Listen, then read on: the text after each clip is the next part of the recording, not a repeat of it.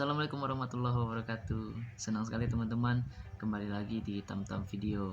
Nah, di channel YouTube ini kita akan membahas mengenai analisis, review dan highlight pertandingan sepak bola. Nah, jangan lupa buat kalian yang menyaksikan subscribe Tamtam Video supaya saya terus bisa berkreasi di dunia YouTube. Dalam video kali ini kita akan membahas review pertandingan UEFA Nations League di grup 4 tanggal 14 Oktober nanti, yaitu antara Jerman melawan Swiss dan juga antara Ukraina melawan dengan Spanyol. Nah, pertandingan ini sendiri adalah partai keempat di grup 4 ini. Yang akan kita bahas pertama di sini adalah Jerman melawan Swiss. Nah, di pertandingan terakhir Jerman berhadapan dengan Ukraina, Jerman berhasil menang dengan skor 2-1, di mana gol penentu kemenangan dicetak oleh Leon Goretzka. Nah, pada pertandingan ini Jerman menurunkan formasi 3-5-2 atau 3-4-3. Nah, dalam formasi yang gue ambil dari livescore.com itu formasi mereka adalah 3-4-3, di mana di formasi ini tidak ada seorang striker murni.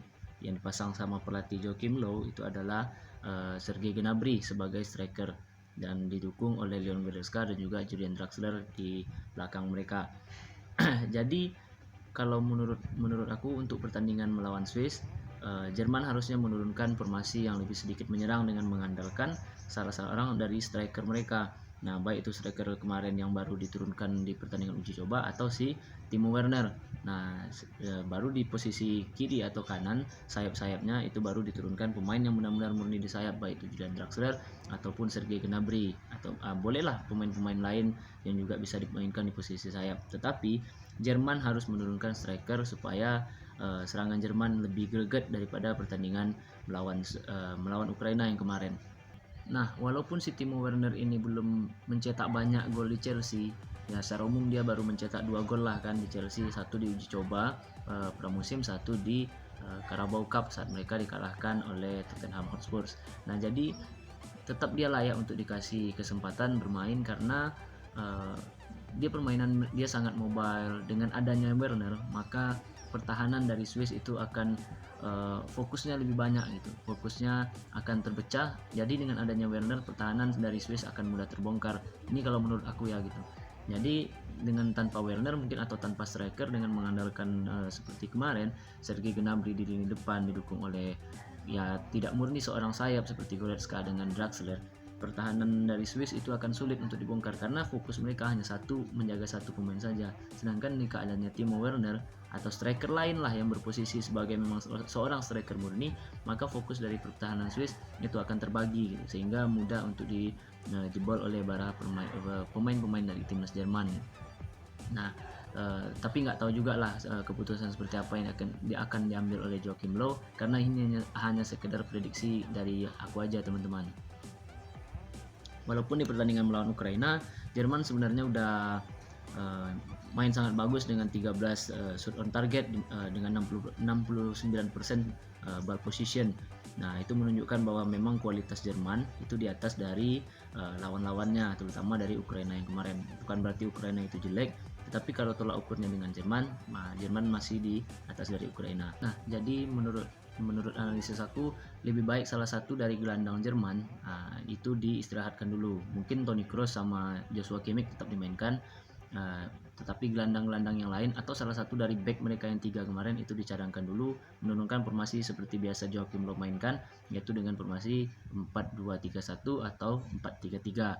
Nah, mungkin dengan formasi ini serangan akan lebih efektif untuk mendapatkan kemenangan melawan Swiss nanti. Karena dari posisi klasmen sementara itu Jerman masih berada di peringkat 2 dengan 5 poin, ya di bawah Spanyol dengan 7 poin. Nah, ditambah berhadapan dengan Swiss. Nah, di pertandingan terakhir Swiss berhadapan dengan Spanyol, Swiss hanya kalah 1-0.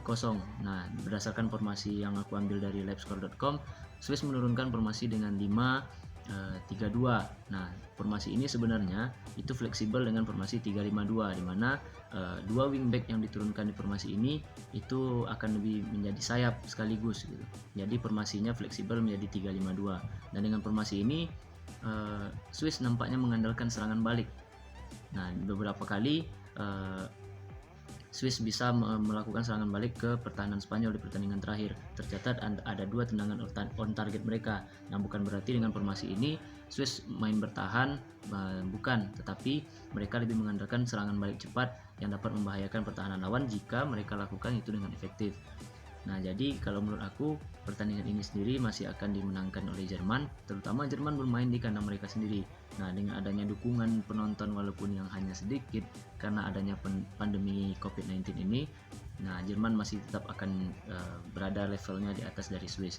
Jadi kalau prediksi aku, Jerman tetap akan menang walaupun hanya dengan skor tipis, paling tidak 1-0 ataupun 2-1, atau mungkin bisa agak jauh mungkin 2-0. Tapi kalau mungkin untuk 3-0 atau 4-0 aku rasa belum, tapi maksimal 2-0, selisih 2 gol lah Jerman menang melawan Swiss. Nah, kalaupun Swiss mau mencuri keunggulan itu tak akan lebih dari 2 gol karena memang Swiss hanya mengandalkan serangan balik. Nah, di pertandingan kali ini Swiss juga berkemungkinan akan menurunkan pemain Liverpool yaitu Xherdan Shaqiri dari awal, karena di pertandingan terakhir dia hanya bermain beberapa menit, masukkan di pertengahan babak kedua karena sebelumnya mengalami positif corona. Nah, di pertandingan ini dia bisa turun sebagai starting 11.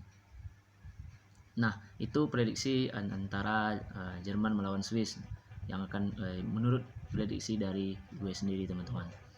Nah, pertandingan kedua yang gak kalah seru di grup 4 ini itu terjadi antara Ukraina berhadapan dengan Spanyol. Nah, Ukraina di sini akan bertindak sebagai tuan rumah di pertandingan keempat ini. Nah, pertandingan yang digelar secara bersamaan ini juga sangat menentukan bagi Ukraina karena sekarang poin mereka 3 poin, berada di urutan ketiga, masih berpeluang untuk lolos seandainya dia bisa memenangkan pertandingan-pertandingan berikutnya. Nah, jadi pertandingan ini merupakan ibaratnya pertandingan hidup mati lah seandainya Ukraina memang mau lolos ke semifinal UEFA Nations League. Nah, tetapi mereka menemui jalan terjal dengan berhadapan dengan Spanyol. Nah, Spanyol juga sedang sekarang dengan masa transisi regenerasi, mereka juga tentu tidak mau mengalah kayak gitu aja ya kan. Jadi mereka juga akan bermain bagus, bermain cantik, pasti mereka juga mengincar kemenangan. Pertandingan terakhir Spanyol berhadapan dengan Swiss. Spanyol memainkan beberapa perubahan di mana Mikel Oyarzabal itu dimainkan sebagai striker dan juga Reguilon itu dicadangkan digantikan oleh Jose Gaya. Nah, mungkin di pertandingan ini Spanyol bisa melakukan sedikit pergantian di mana memainkan Adama Traore itu dari awal pertandingan berduet dengan Ansu Fati di lini serang untuk mendukung salah satu dari striker mereka. Nah, mungkin di sini Oyarzabal masih bisa lah untuk dimainkan dari awal karena diberi kepercayaan setelah dia mencetak gol kemarin. Nah, mungkin di babak kedua nanti bisa baru dimainkan Rodrigo Moreno ataupun Gerard Moreno atau yang lain-lain lagi. Nah, dengan permainan seperti biasa, Spanyol diprediksi masih akan unggul karena beberapa pemain Spanyol akan menguasai lini tengah. Di sana ada Sergio Busquets ataupun Dani Ceballos ataupun Sergio Canales yang bisa dimainkan di pertandingan ini, yang mereka sering melakukan passing-passing pendek ataupun melakukan permainan tiki taka dengan sesekali melakukan long ball. Nah, itu akan menjadi kunci dari permainan Spanyol.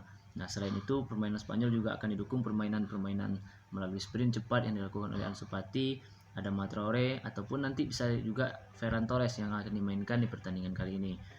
Selain memainkan Adama Traore dari menit pertama, Spanyol juga akan masih mengandalkan Sergio Ramos sebagai kapten dan juga pemain senior lainnya seperti Sergio Busquets ataupun Jesus Navas di permainan kali ini.